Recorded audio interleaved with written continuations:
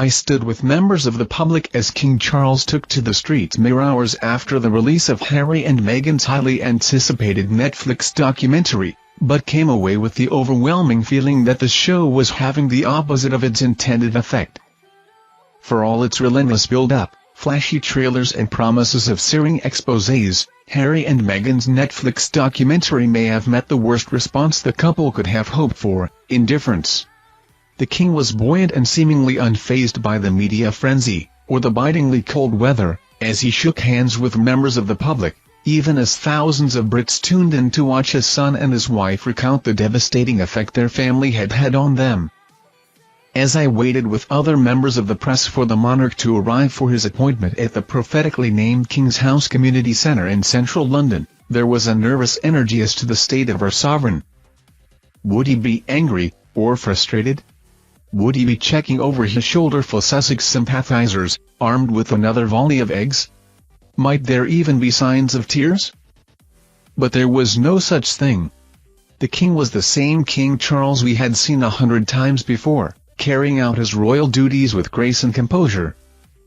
Questions shouted from the crowd about whether he had seen the documentary did not even appear to register with the monarch as he, following his first appointment, smiled and shook hands with people who had gathered around the venue on Pentonville Road. But later in the day, one question that did earn a glance from the king was one that could well haunt him in the weeks following the documentary's release: had he spoken to his son, Prince Harry? Chatting with members of the public about their feelings towards the monarchy, it appeared that even those who were normally sympathetic to the California couple were unmoved by their new documentary, and even frustrated by it.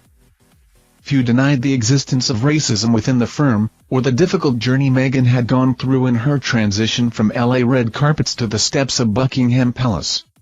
But many said that the couple's insistence that all they wanted was privacy, while choosing to invite cameras into their home and recording multiple interviews about the innermost corners of their lives, was leaving them with a sour taste.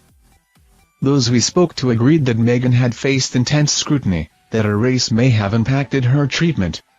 They believed and sympathized with her claims of receiving death threats, and her horror at being endlessly chased by the paparazzi, but this only led them to question why she was continuing to put herself on the silver screen. It seemed that no matter the revelations within a Netflix show, the most common question asked about it was, why does it exist? This may be the worst response the documentary could receive.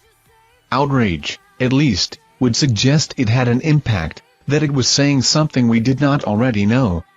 But indifference is the death knell for the historical relevance of this incredibly emotionally charged series. The passage of time will show whether Harry and Meghan's show will shift the public perception of the royal family, or simply become a footnote in its past. However, based on today's outing, it would appear that Charles' focus remains, for better or for worse, on one thing alone: performing his duty as king.